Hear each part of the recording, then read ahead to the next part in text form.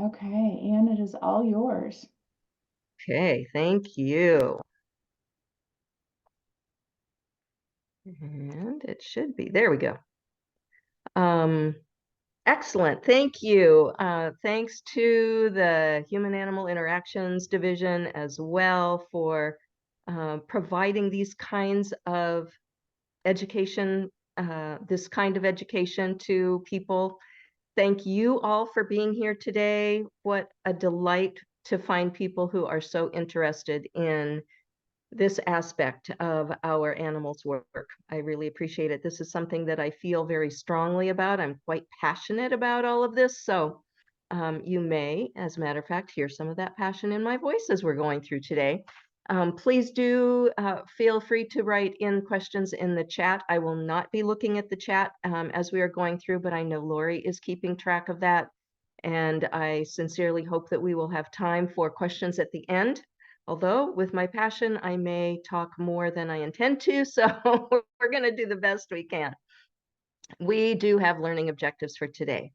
And of course, then this is cutting off part of my screen. By the time that you finish, you'll be able to identify key components of canine mental wellness. You'll be able to identify key aspects of canine physical wellness. We will be exploring foundational physical wellness exercises, and you will be able to explain how physical and mental wellness relate to animal-assisted services. And that's actually what we're going to be talking about first. Why do we even consider mental and physical wellness? And in the first place, dogs who feel capable have greater behavioral consistency, confidence, and flexibility. And isn't that what we are looking for in our therapy animals? And it's true with pretty much any being with a central nervous system. When we feel capable, we are more capable. We act more capably. And when I talk about capable feelings, I'm talking about both mentally and emotionally and physically in their bodies. So another piece of this is that each dog is an individual. Boy, we think in terms of dogs, and there's no such thing as dogs, except for maybe as a species, not maybe, as a species, but each dog really is an individual. And I love the phrase cognitive bias. We talk about all kinds of biases in our work. And an example of that is that you can hear people say, oh, well, you know how terriers are. And we might as well say, you know how women who wear glasses are, because that, okay, there can be some things that are similar, but we need to really look at each dog. Also, I really appreciate Suzanne Clothier's term, how dog old are you? In other words, how many dogs have you had in your adult life? How much have you learned about dogs through each dog? When we think about it in that way, I was just trying to add up. I think I'm at 18 or 19 dogs old in my adult life. I'm going to have to go back and really think about that. Another piece in why it's important to be considering mental and physical wellness is that we must remember to have compassionate objectivity about each dog that we are working with. I like that phrase, compassionate and objective. It's really hard for us to be objective about our own animals. So that's where the compassion comes in. That's one place that the compassion comes in. We have to be aware, are they struggling? Are they capable in what we are asking them to do? And when we think about physical aging, osteoarthritis is a huge deal with our dogs. And if you are not aware of this resource, caninearthritis.co.uk, please do take a look at it. You can become a member for free. And they send out excellent information about the best kind of information I have seen with exercises, with information, supplements, that type of thing, all in a science-based platform. So as you've just been hearing, boy, it is not one size fits all. When we look at all of the different sizes of dogs, shapes of dogs, their abilities, their ages, the different breeds, so many differences. And it's unfortunate when we tend to think in terms of, well, the dog or all dogs, we really need to look at each individual dog so that we avoid trying to shove that square peg into that round hole. That is not going to be useful for us. It's not going to be useful for our clients, and it's definitely not going to be useful for our dogs. So I'd like to start with the mental and emotional wellness portion of the wellness that we are looking at today. And I want to emphasize safety first. And it may sound funny to have me saying, does your dog feel safe? Yet I think we need to stop and ask ourselves that all the time, not just each day or each time that we are going through a session with a client, but continually throughout that session. And I've made this quote from Suzanne Clothier: disruptions to safety include these things. If we think about sensory stimulation, there is a lot of sensory stimulation happening during our animal assisted services sessions. Um, Things that we might take for granted, our dogs might not necessarily take for granted in all of the senses, sight and sound and tactile stimulation, all of them that, uh, yeah, including taste. I'm going to put that in there too. But we need to be aware that's a lot of information that our dogs are taking in. And restraint. If we are restraining our dogs in any way, which most of us need to. There needs to be at least a collar on most dogs or a harness. And sometimes the dogs need to be on leash. Sometimes they don't have to be on leash. If a client is holding them, that client may be holding them in a way that is restraining their movement. So thinking about the fact that that restraint may affect your dog's feeling of safety. The kinds of handling that we use or that our clients use absolutely can affect our dogs. Our dogs are going to be accustomed to the way we handle them. They may like it, they may not like it. We certainly can learn ways to be very respectful in our handling. And other people, clients, staff members, whatever, are not necessarily going to have that same kind of handling. And all of these things, all of these disruptions may not cause distress, but we certainly want to recognize that they can cause some stress in the midst of animal-assisted sessions. Inconsistency. Boy, humans are about the most inconsistent species that there is, in my opinion. I don't have the science to back that one up, but boy, we look at how consistent our dogs are, and we realize that we take for granted our inconsistency. We know in our heads, oh well, okay, we're getting dinner about 4 hours late tonight, but to the dogs, they were expecting dinner 4 hours ago. And now that's at home, and the inconsistency of clients, each person's personality, their needs, that's a lot for them to be taking into account. The unpredictability certainly depends on what's going on with the client on any particular day. We have developed ways to deal with that in our practices, but our dogs don't necessarily have those same kinds of skills, coping skills. Definitely illness or injury, inability or pain certainly affects us. It certainly affects our dogs as well. So if that is happening, then your dog is not going to be feeling as safe as he could if he didn't have those things going on. I already mentioned lack of coping skills, and I thought it was interesting her saying being conspicuous. Certainly a therapy dog is absolutely conspicuous in their role within a session. And so all of those things can affect our dogs, can affect their ability to feel safe, which means then it's our responsibility to do what we can to help them feel safe. So one of the biggest ways to help them feel safe are to offer them choice. And we need to ask ourselves, how much freedom of choice do our dogs have when they are in a session? And remembering it's our dog's opinion that matters, it's not ours. I mentioned, are they on or off leash? When I am in my office, I have control over a lot of that. I can close the door and lock the door as necessary or not. So my dogs were able to be off leash during their therapy time. When I would go into a hospital, my dogs could not be off leash. They need to be on leash. And that choice, that ability to have reduced choice can affect a dog's sense of mental wellness. Do they have enough physical space? It is different for a tiny dog versus a large dog. How do they feel about the amount of physical space? Boy, it's expensive around here for office space, and it was significant for me to be able to rent a space that was large enough that I had enough space for me and the client and my desk for documentation, and again, bouncing down to the bottom of this list, a client-free zone.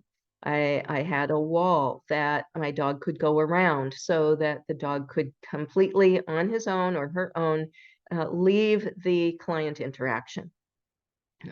And yeah, like I said, his decision. Are the interactions with clients forced? Are they mandatory? Are they optional as far as the dog is concerned? And that can depend on the day, but again, we can keep our minds open to how we can make that an optional thing for our dogs. Is the furniture in our office or where we are visiting dog friendly? And this means yes, if you're in a psychotherapy office and there's a couch that the client is sitting on, are you wanting that dog to be up on the furniture? Do you have a bed for your dog? Is there enough space for a bed for your dog? The furniture that's around there, how dog friendly is it? Very good, important question for us to ask. And then to think about the stressors. Are they stacking? How much do we hear from outside noise? Is a fire engine going by with the alarm? Is there a phone that's ringing in another office? Can you hear the conversations of other people? So many different kinds of stressors tend to stack on top of each other as opposed to being discrete entities.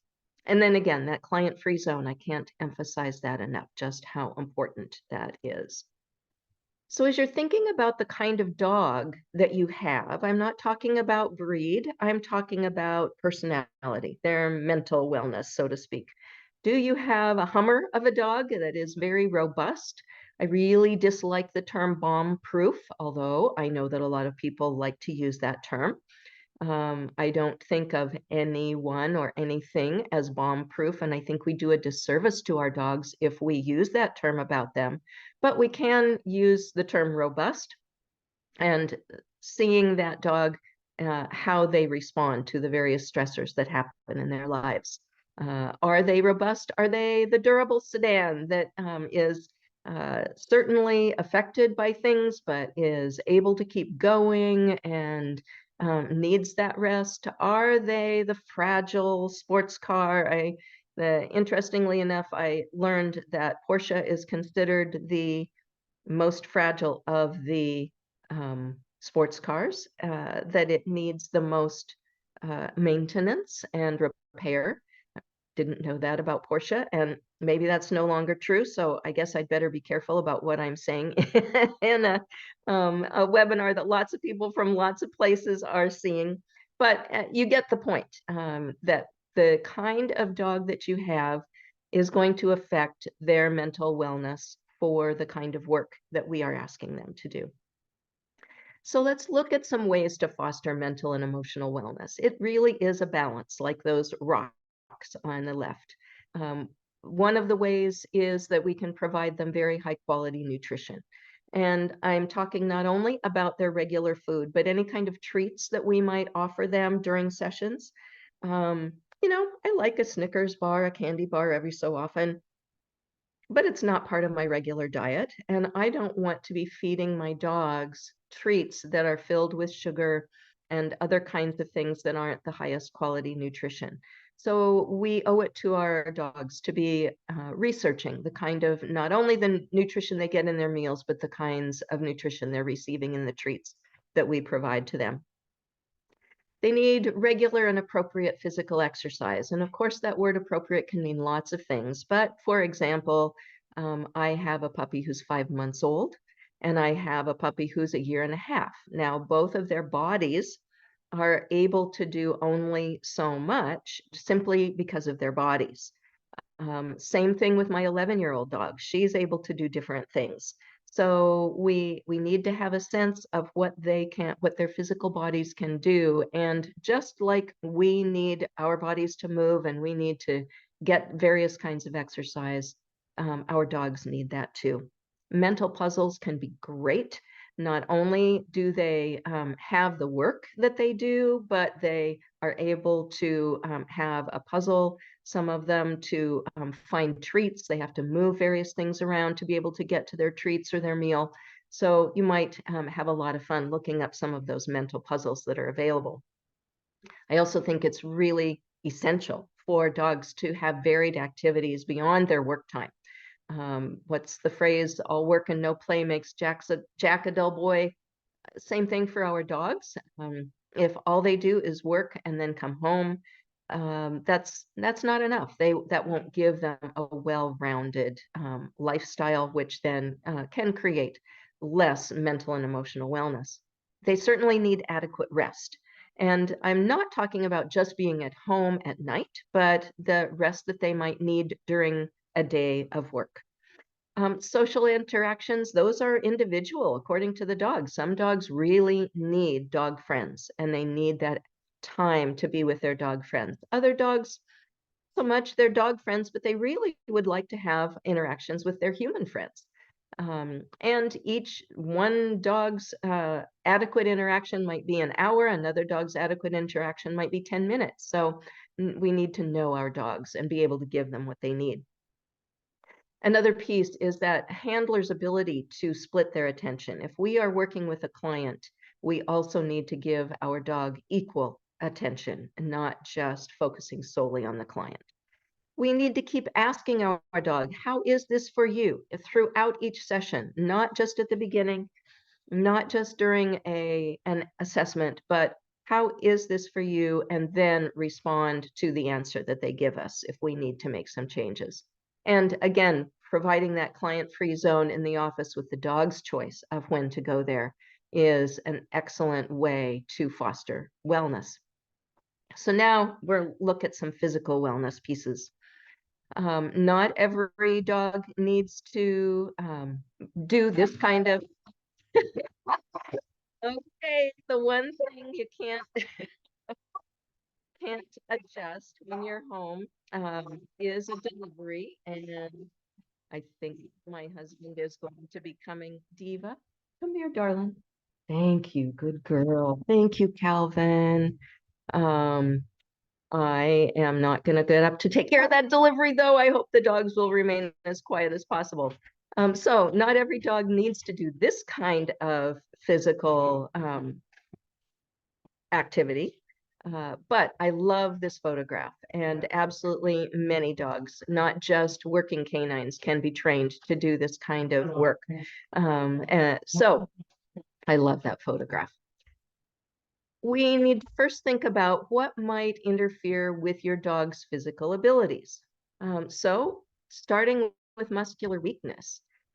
Any time that we are weak in our bodies, then we are not able to do all the things that we like to do. Same thing with our dogs. If they have some weakness for any reason, then they're just not going to be able to do all the things physically that we might be asking them.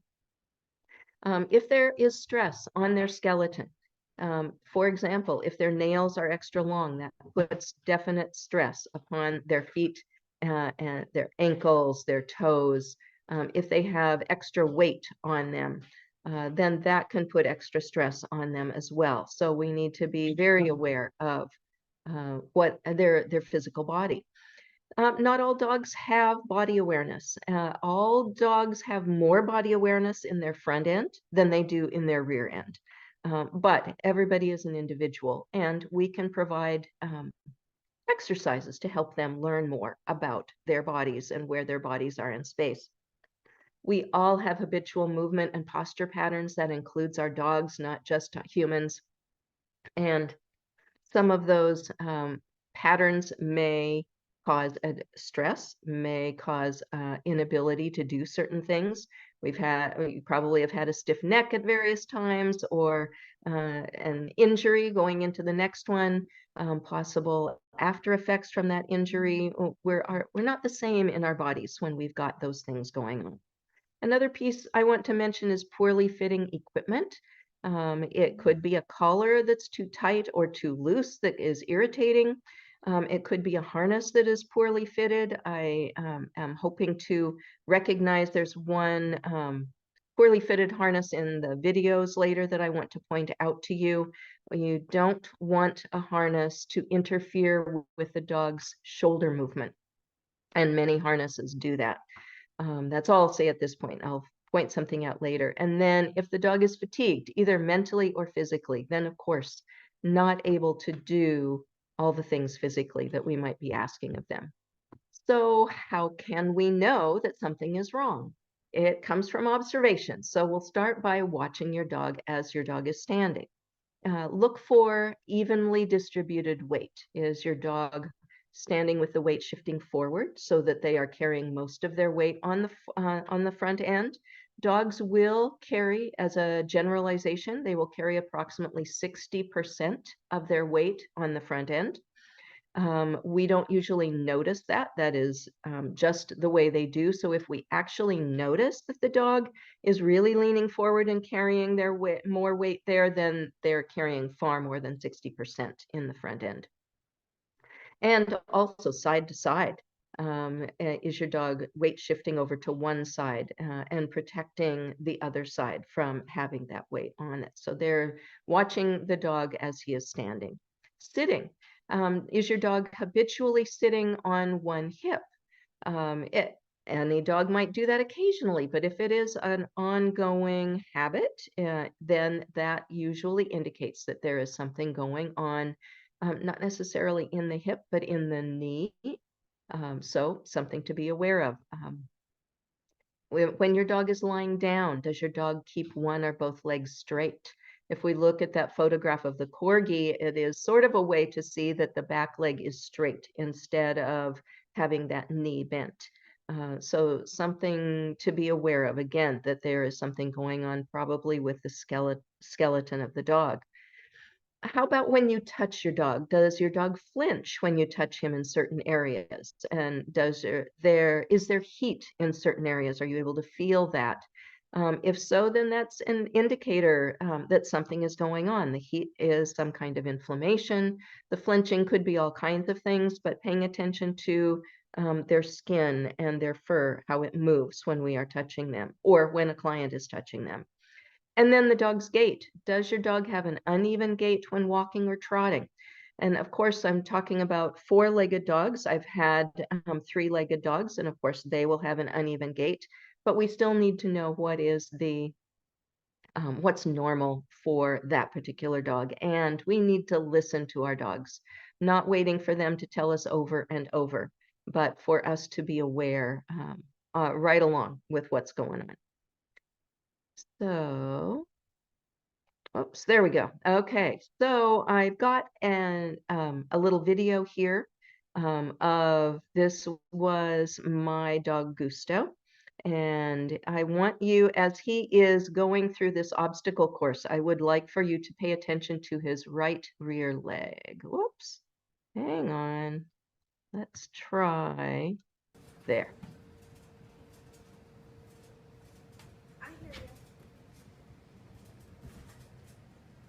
So it's an unstable surface. He's got support, but look at that leg, how he's pulling it up and not putting his weight on that right rear leg. Nice. But he trusts that trainer. Whoops, hang on. There we go. In February of 2015, Gusto had neurosurgery. He had to have many-legged tumor removed from his spine. And that video was taken in March of 2016. So it was a year after that surgery. And he had been having that kind of physical therapy for most of that year once he was cleared to be able to be moving again. And so even after that year, and even as good as he is looking, we still, by watching, were able to see that there were some things going on with his body. So when we think about the physical demands of animal-assisted services, uh, are we asking them to jump on or off the couch? That takes a toll on the body, especially that front end. Again, if they're especially the jumping off part. Are we asking them to look up a lot? Well, you know what? Most dogs are being asked to look up a lot. They are lower than we are. And but if we're asking them to do that a lot in their work as well, then another piece to be paying attention to. Are they lying down a lot? And we're asking them to remain still. Are they being asked to sit a lot? And what kind of footing do they have? Is it slippery so that it is hard for them to be sitting or lying down in one place? Are we asking them to be eating treats throughout a session? And if so, that goes back to nutrition. What kinds of treats are they getting? How active are they? Are they getting up and doing all kinds of exercises and being really active? Or are they having to be still? And I added responding to direction, even though that isn't really a physical demand, that's more of a mental or emotional demand, but I couldn't find a place to put it in the other section, so I added it here. If they are not responding to our direction, then that also tells us something about what's going on for them. So let's take a look at this. Oh, I'm having a little bit of a hard time. There we go. This is if we're asking the dog to be jumping up on the couch, then one of the exercises that we might want to be teaching our dogs is something called a rock back sit. And what that means is that the dog is rocking back onto their hips. Their front legs are moving back instead of the opposite, with their hips and their back legs coming forward onto their front. So in this little video, you'll get a chance to see this dog. This is Gusto again, being taught about the rock back sit by using that platform, inclined platform. But if you'll, excuse me, pay attention to where his rear legs are and where his forelegs are, I think you'll get a chance to be able to see that the forelegs are moving back as he is learning this. There.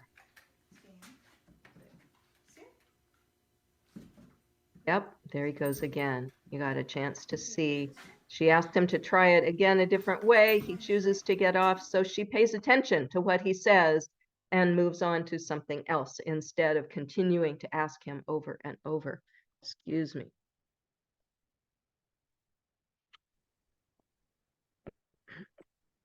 All right, let's take a look at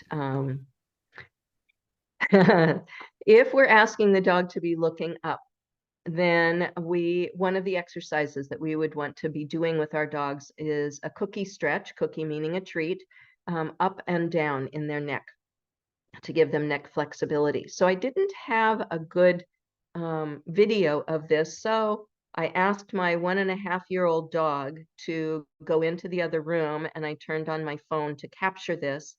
I'd never asked him to do this before. Okay, so maybe that's a do as I say, not as I do. But I think you will I got some great information in being able to video this and take a look at it, because if I hadn't videoed it, I wouldn't have known the things that I had done wrong. So let's take a peek. I've got my hand under his belly to keep him standing. But oh, look at that back arching. Wow, look at that. That is not at all what we want. His head is going back and then up. It's supposed to be 3 times into his chest and 1 up.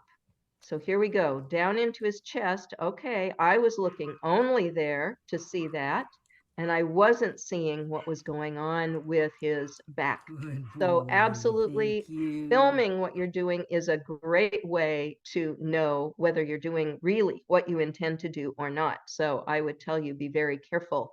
And next time I do that with my little guy, I will be paying more attention to that and avoiding that. My hand placement can make a big difference.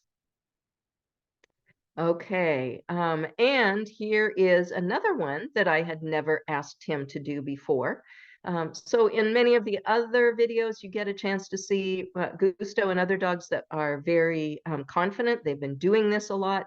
And I think it's really helpful to see a small dog, for one thing, and a small dog that doesn't know exactly what's going on.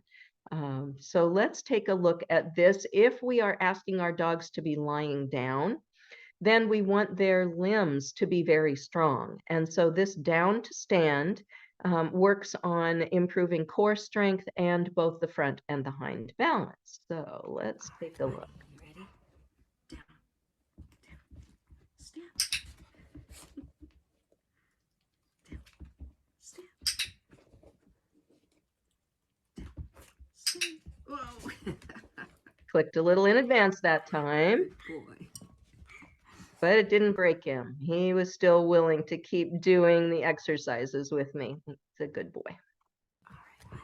You ready? And okay, well, we've got the 3 videos with him all at once. If we're asking the dog to be sitting, then we want to be working on their core strength. Just like with us humans, core strength is really important overall, and the hind end strength.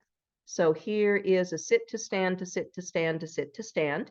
This I had asked him to do before. He got really excited. And so, yes, not all dogs are really calm about this.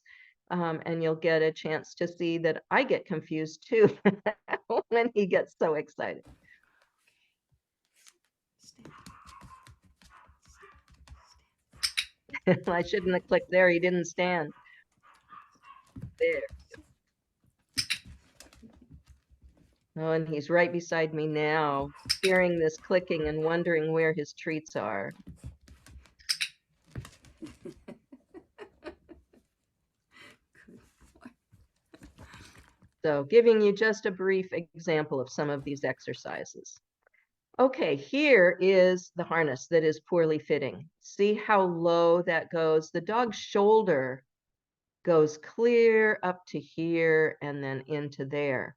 So this strap right here would need to be more along this line, if you can see where my cursor is.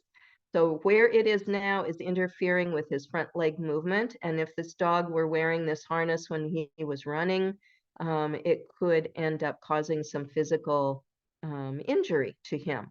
And so with asking a dog to be standing for a long time, then we want them to have good weight shifting, good balance.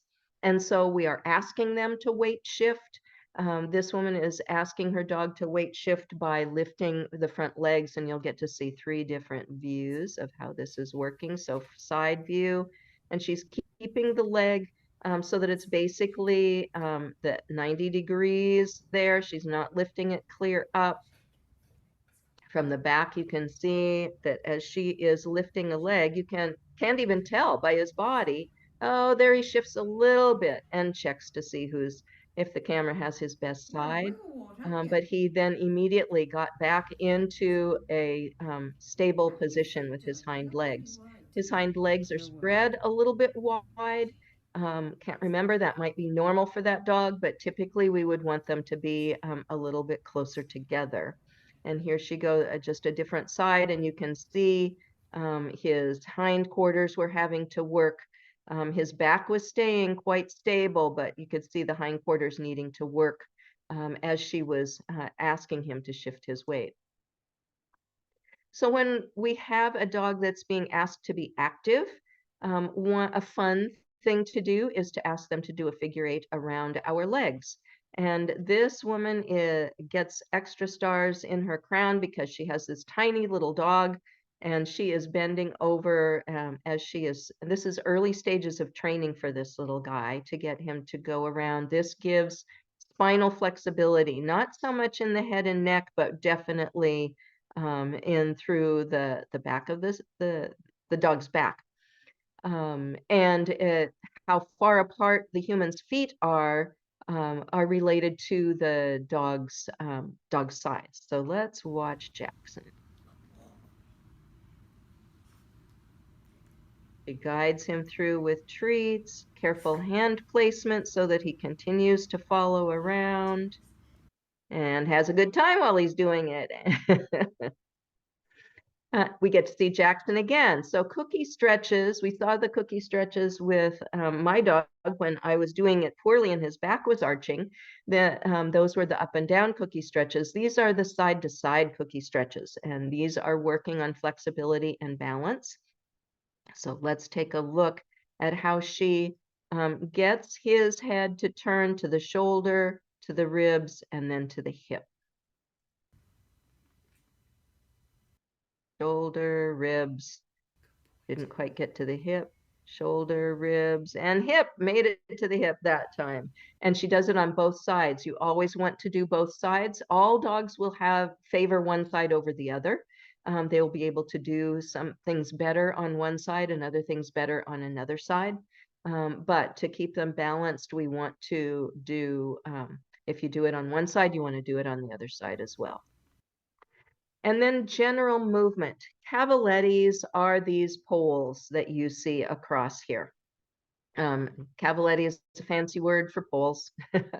And when a dog is working on the cavalettes, then they are working on their balance and proprioception, which means where their body is in time and space. You will notice that she has them attached in these cones through holes, but then they're flat on the ground at this side. What I am suggesting for normal general movement is that the poles, the cavalettes, be basically on the ground. There's a handout that will give you more information, but let's take a look at Gusto going over these cavalettes.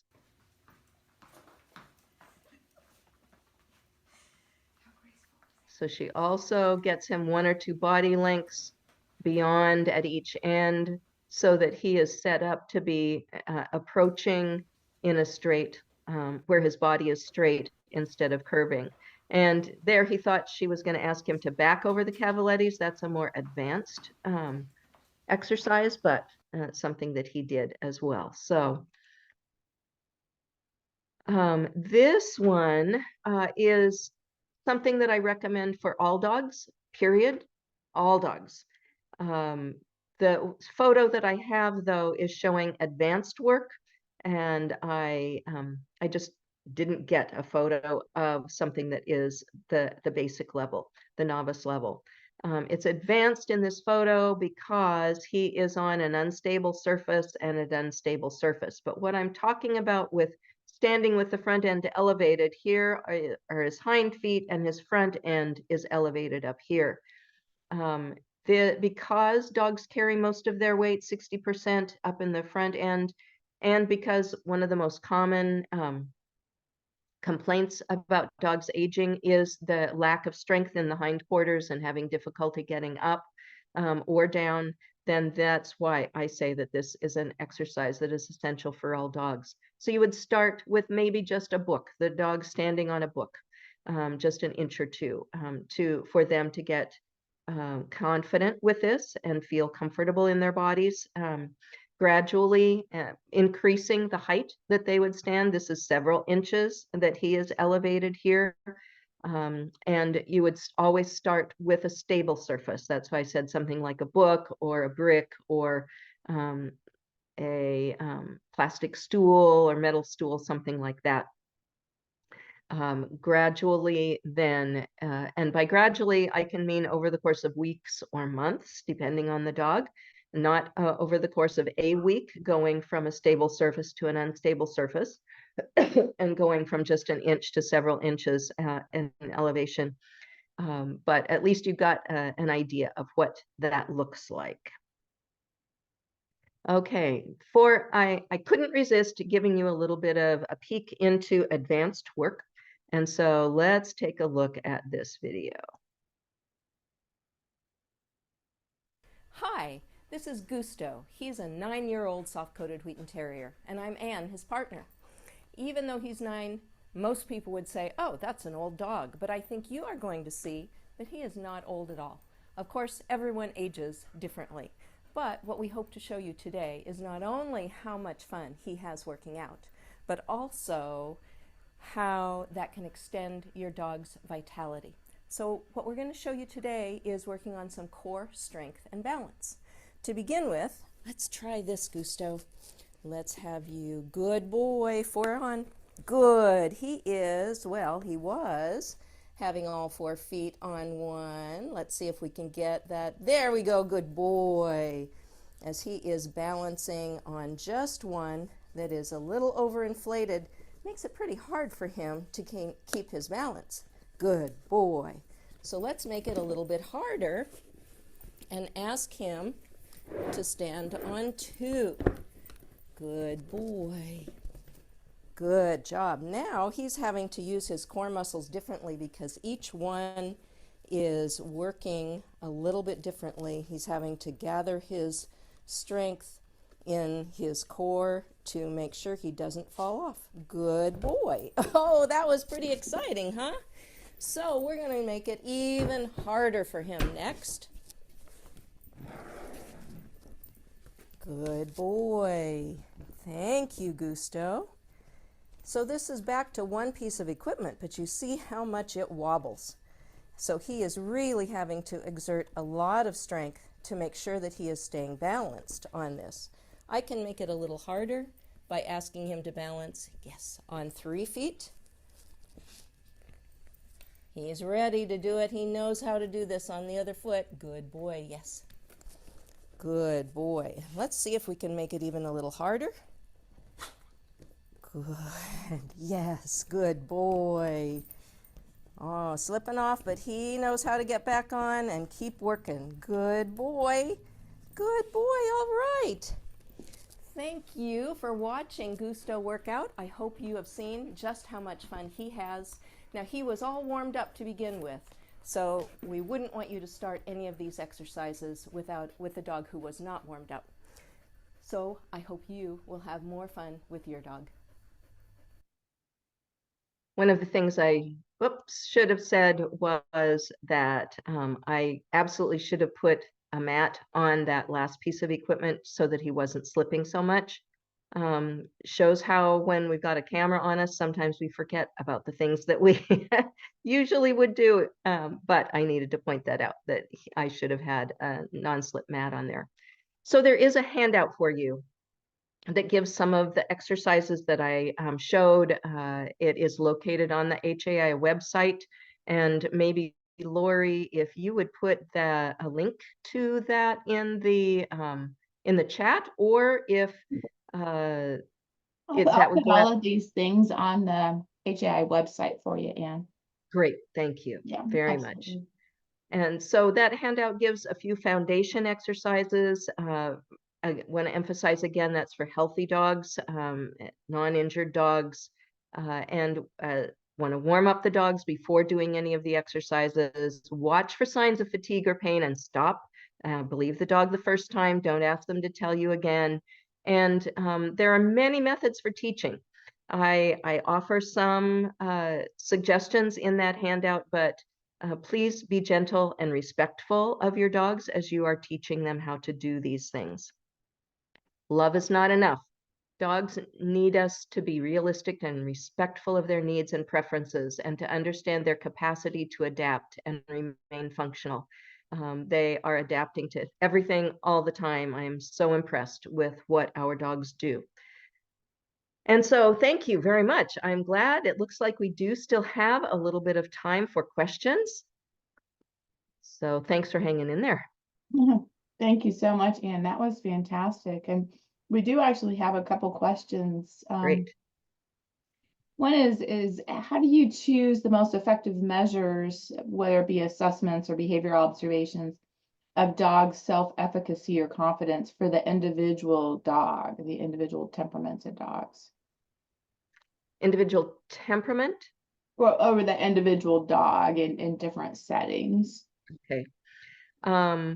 I have training and a certificate in something called CARROT, the Clothier Animal Response Assessment Tool. It is a kind of a temperament assessment. It is not about a physical assessment. Took me 5 years of training and testing to get that certificate, so that credential. So I rely heavily on that in looking at any dog's temperament. And I will use that when people come to me and they say, I'm kind of thinking I'd like to do therapy dog work. And I say, well, let's take a look at your dog and see if that's what your dog wants to do. So there are CARROT assessors. There are other temperament tests, of course. And I'm biased, definitely, in terms of CARROT, in really looking at what the dog says. So I am, and I would ask any of you who are asking for a temperament assessment to find someone who really looks at the subtleties of the dog's behavior. And probably even films, so that they can take another look at it. Like I said, when I was doing that exercise with my dog, I wouldn't have noticed some things if I hadn't filmed it.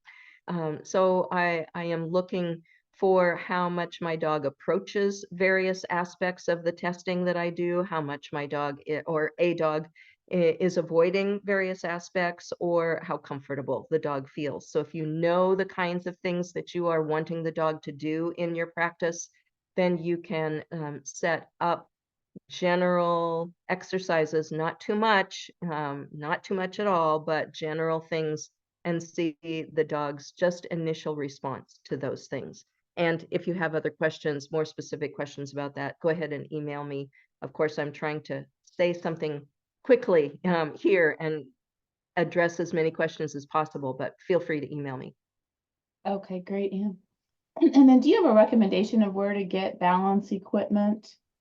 Or also a recommendation for the best fitting harness? Well, my personal favorite harness, I'll start there, is called a balance harness, but I will warn you, don't just Google balance harness or you might get things that you're not interested in receiving. I'll tell you the website. It's blue, BLUE -9, the numeral 9.com. The balance harness can be adjusted in 1, 2, 3, 4 different ways. So the balance harness can be adjusted around the dog's neck, in the back, around the torso, and then here, there, going from the neck down to where it goes around the torso. We want the harness to be fitting behind the elbow. So here is the elbow, lots of hair on Mr. Gusto, so hard to see. But we don't want the harness to be back here in the belly. It needs to still be on the ribs, but back behind the elbow. And as I said, making sure that it's Ann, if you're trying to share your screen, we can't see what you're seeing. We just see the thank you, the end of your PowerPoint. So you might have to stop sharing and then restart sharing. Okay. Yeah, I was just trying to have my cursor show, and the cursor doesn't show very well where I was going. I'll just keep talking, and instead of taking that time, I'm afraid that it might take too much time with my computer. Okay, that's fine. But So the the blue dash harness, and then the balance equipment. Thanks for keeping me on track, Lori. There is an organization called Fit Paws that sells a lot of that equipment, and actually they just changed their name. But if you Google Fit Paws, you will find that. And in fact, the Blue 9 website might include some of that fitness equipment. There is another company, and of course the name escapes me right at the moment. But for people who like purple, all of their equipment is purple. It doesn't mean that it is any less good. The canine fitness equipment is usually a thicker plastic than the human fitness equipment because of dog nails. And just to be careful, there are there's good information out there, but make sure that your dog has great foundation strength before going into some of that other equipment. Super, thank you. There was another question about how far apart that you should place the cavalettas. Oh, cavalettis, Oh, good, thank you. I meant to say that. Thank you, whoever asked that question. If you measure from the floor, from the ground to your dog's shoulder, then that is how far apart the cavalettis should be for a normal pace. And there can be reasons to make them farther apart. There can be reasons to make them less far apart. But for warming up and having your dog really learn just in general about the proprioception, then use that measurement from the floor to your dog's shoulder. Super, thank you. Anybody else have any questions, or did I miss any in the chat? I had a couple of people who would tell me that they indeed could see you pointing. I thought you were going to bring up a different picture entirely, so I misunderstood. No, that's okay.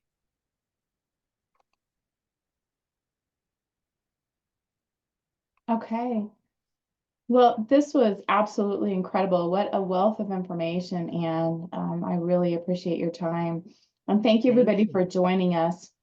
And like I said, I'll put the recording and the PowerPoint and your handout on the HAI website. So, and we'll see you at the next webinar. Thank you, everybody. Thanks, Lori. Bye-bye now. Bye-bye. Thanks so much, Anne.